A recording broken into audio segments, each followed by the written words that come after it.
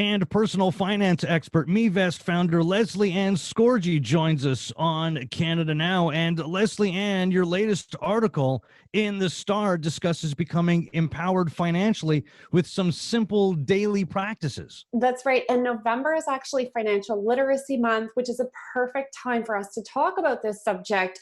So in my experience, and I've been coaching and training people for about 15 years in the space of positive money psychology and skill set, where I find that adults run into obstacles, it's around debt, money mindset, and skills, which I think is a perfect opportunity. If you're never going to focus on it throughout the rest of the year, this is a good month to really double down and learn some more. And they don't have to be massive shifts. You can do some incredible things with small steps. Okay. And first and foremost, you mentioned the word debt. We've got to go there. Get rid of debt. Get rid of it now. That's right. So, debt is a ball and chain around our ankle, and the activities that you do every single day can sometimes accrue even more debt. So obviously the first step in debt reduction is stopping the madness. So if you can, literally take your cards, either chop them up or just get them out of your sight so that you can plug the hole that's in your financial boat. But we use this method that works really well. So once you've identified where you owe money, you then pay a little bit extra if you can, even like $5 or $10 a week on the debt that costs you the most money. And the beautiful thing about that process is it chops up and breaks up the compounding cycle, which we know so many of us who are in debt are carrying credit card debt, and that gets compounded a lot every day. Yeah.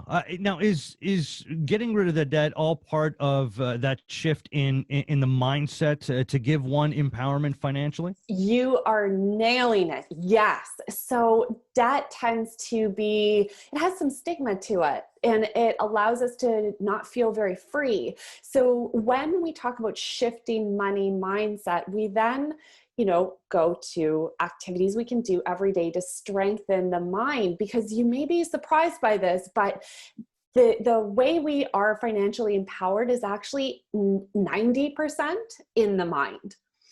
And so one of the first places I encourage people to start is gratitude, which is so counterintuitive. When you think about money and you think about your mindset, you're thinking,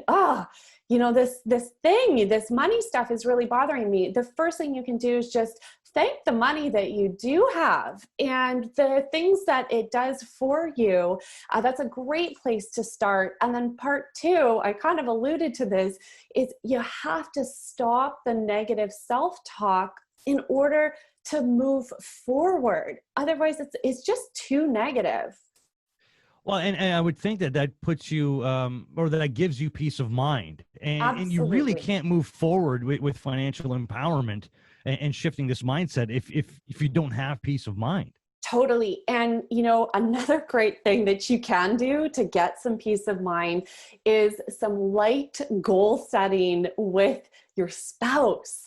So if you have a spouse, this is the opportunity for you to sit down and take a look at, what does the next year look like for us? And how do we plan to afford it? It shifts the focus from the negativity of perhaps the debt that you're feeling today to a longer term, more positive focus. And it also allows you and your spouse to kind of get on the same page. And that's where some peace of mind can also be found.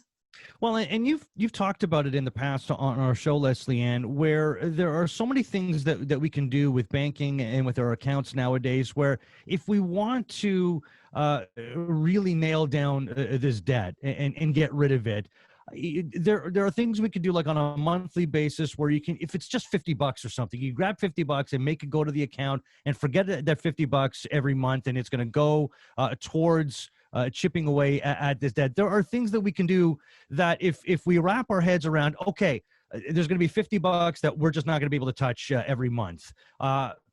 Something as small as that, if we can put that in place, that in turn is going to chip away at the debt, give us peace of mind, and you're going to see those numbers decreasing and helping you out. I just love that because you're talking about the power of automation and budgeting. You can actually automate your budget, which is Yeah. so great. So, you know, I love to give guardrails, you know me. And what I can say is the best budget practice to follow when you have debt is do your best to make sure 10% of your take home pay is going to that pesky consumer debt that's costing you.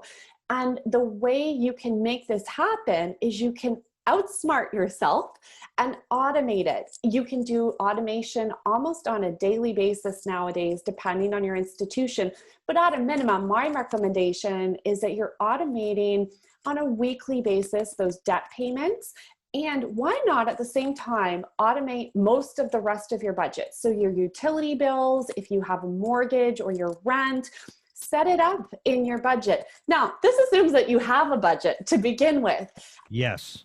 And if you don't, this is a perfect time to do I think, a very empowering thing, which is to sharpen your skills in this area. Budgeting is like one of the best skills that you can learn, not only for managing your money, but man, is it ever empowering to know exactly where your money is going and like have control over it. Yeah, and to learn a little bit about it as well, because if you're not really financially literate, if you find that money is a subject that is just so overwhelming, you don't even know where to start, you don't have to learn everything in one day. You don't have to take some kind of a crash course. As you advise in your piece in the Star, you can just chip away at it again, like talking about a budget. Every day, just learn a little something new. And the more knowledge I would think that you attain every day, the more empowered you be and the more interested you'll be in your own money. Absolutely. This is like, money management is not an event. It's a process that we go through with intention. And so as you're like forming your daily intention for your health and fitness and the way you're going to spend your day at work, why not add a daily intention for your finances? Something that's positive and upbeat and helpful for you so that you feel empowered going forward. Yeah. When is it time to say, all right, I need a financial planner. I need some help here? It's always a good time to Okay. sit down with a planner. And there's a number of folks that you could go to see. You could go to your bank. You could talk to a CFP. It's a financial planner. You could seek the advice of a money coach. Those are a couple of options. Or you could enroll yourself in a do-it-yourself program where a financial professional kind of like oversees that whole process. What I'm trying to get at, though, is it's always a good time to get close to an advisor, get some professional advice, because they might be able to show you a new path and unlock some of your financial potential. That's really where the magic is unlocking this potential that is yours. And the potential is all about creating options for your future. So take control. Yeah, absolutely. Check out MeVest.ca while you're at it. Personal finance expert, MeVest founder, Baby Hank's mom, Lesley-Anne. As always, my friend, appreciate this. We'll talk again next week. Thanks, Jeff. We'll talk next week. All right, looking forward to it. We'll set you up for what's coming up in our Thursday.